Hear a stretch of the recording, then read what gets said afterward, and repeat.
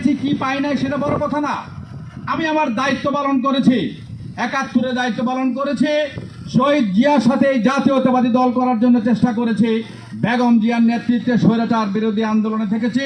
তারেক জিয়ার নেতৃত্বে আজকে জাতীয়তাবাদী দলকে শক্তিশালী করার জন্য যেখানে যে উদ্যোগ নেওয়া সেই ক্ষুদ্র সামর্থ্য অনুযায়ী প্রত্যেকটি জায়গায় আমি চেষ্টা অব্যাহত রেখেছি।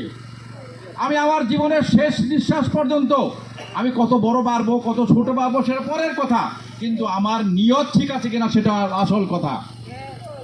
আজকে এখানে কত লোক জমায়েত হয়েছেন সেটা বড় কথা নয়। এই মানুষগুলি যদি অন্তরে জিয়াকে ধারণ করেন, অন্তর দিয়ে খালেদা জিয়াকে সম্মান করেন, ভালোবাসেন, তারেক জিয়ার প্রতি যদি আপনাদের আস্থা বিশ্বাস থাকে, সেটাই সবচেয়ে বড় কথা। সেটাই সবচেয়ে বড় কথা। প্রিয় ভাই বোনেরা আমার, এই শীতলক্ষার অনেক জল গড়িয়েছে। শীতলক্ষার টলটলে পানি আজকে এত নোংরা হয়েছে, এই নদীতে হাত দিলেও হাত খুলে পড়ে যাবে এই বিষাক্ত পানিতে। আজকে বাংলাদেশ, সারা বাংলাদেশ এরকম বিষাক্ত হয়েছে। প্রিয় ভাই বোনেরা আমার, আমি গ্রামেই বড় হয়েছি। গ্রামে আমার জীবন, শৈশব জীবন কেটেছে। বুড়াপাড়া স্কুলে আমি মেট্রিক পাস করেছি, জগন্নাথ কলেজ থেকে ইন্টারমিডিয়েট পাস করেছি, জাহাঙ্গীরনগর বিশ্ববিদ্যালয় থেকে আমি স্নাতক ডিগ্রি নিয়েছি। প্রিয় ভাই বোনেরা আমার, আমি চেষ্টা করেছি জীবনের প্রত্যেকটি পর্যায়ে প্রত্যেকটি স্তরে ভালো থাকার জন্য, সৎ থাকার জন্য, নিজের বিশ্বাস এবং আস্থায় অবিচল থাকার জন্য। অনেক ক্ষেত্রে আমি পেরেছি, অনেক ক্ষেত্রে আমি পারি নাই, কিন্তু আমি কখনো আশা ছাড়ি নাই। আমি হতাশ হই নাই। হতাশা কখনো আমাকে গ্রাস করতে পারে নাই।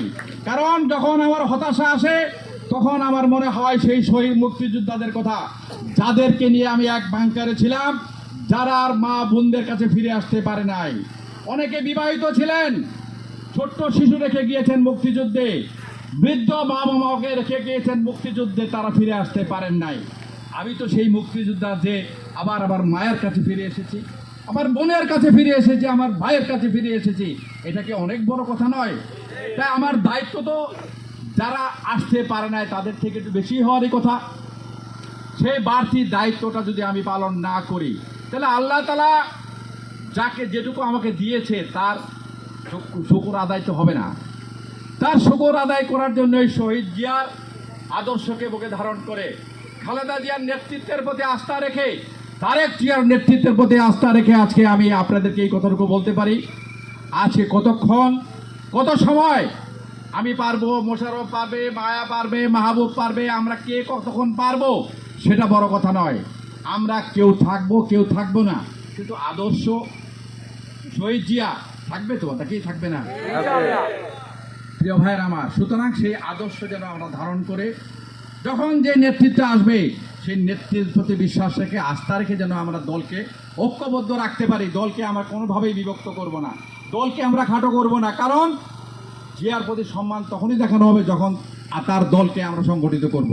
প্রিয় ভাই বোনেরা আমার, অনেক অনেক কথা বললাম, আমি আর কথা বাড়াবো না। এরপরে দোয়া হবে।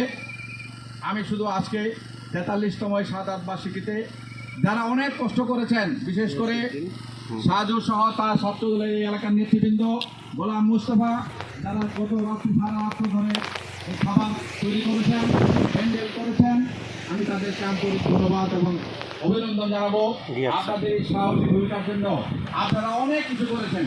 আজকে অত্যন্ত আমার বক্তব্য শেষ করার আগে আমার অন্তরের অন্তঃস্থল থেকে যে দুটা মানুষের নাম আমি উচ্চারণ করব। আমাদের প্রিয় ছাত্র দলের নেতা সুলতান আজকে 9 মাস ধরে কারাগারে আছে, সবচেয়ে লড়াকু সৈনিক ছাত্র দলের, তিনি কোনো পদ পদবি পান নাই, তারপরে এই দলের জন্য প্রত্যেকটি আন্দোলনে, বিগত প্রত্যেকটা আন্দোলনে যিনি অত্যন্ত বলিষ্ঠ ভূমিকা রেখেছেন, সেই ছেলেটি আজকে এখনো কারাগারে। আমরা আপ্রাণ চেষ্টা করছি হাইকোর্ট থেকে তার জামিন নেওয়ার জন্য, আশা করতেছি, আমি চেষ্টা করতেছি যে কোনো মুহূর্তে তার জামিন হয়ে যাবে। আপনারা দোয়া করবেন তাকে যেন আমরা মুক্ত করে আমাদের মাঝে ফিরিয়ে আনতে পারি। আরেকজন ৭১-এর বীর মুক্তিযোদ্ধা, নারায়ণগঞ্জ জেলা বিএনপির বর্তমান সভাপতি জনাব আলহাজ গিয়াসউদ্দিন আহমেদ আজকে কারাগারে আছেন। তার বিরুদ্ধে একটি ষড়যন্ত্রমূলক মামলা দিয়ে তাকে আজকে কারাগারে রাখা হয়েছে। আজকের এই অনুষ্ঠানের মধ্য দিয়ে আমরা তার মুক্তি চাই, অবিলম্বে তার এই মানওয়াট মিথ্যা মামলা প্রত্যাহার চাই, তার মুক্তি যাচ্ছি।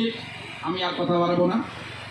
এরপরে আমাদের ওলামা দলের সভাপতি জাকারিয়া উনি দোয়া পরিচালনা করবেন।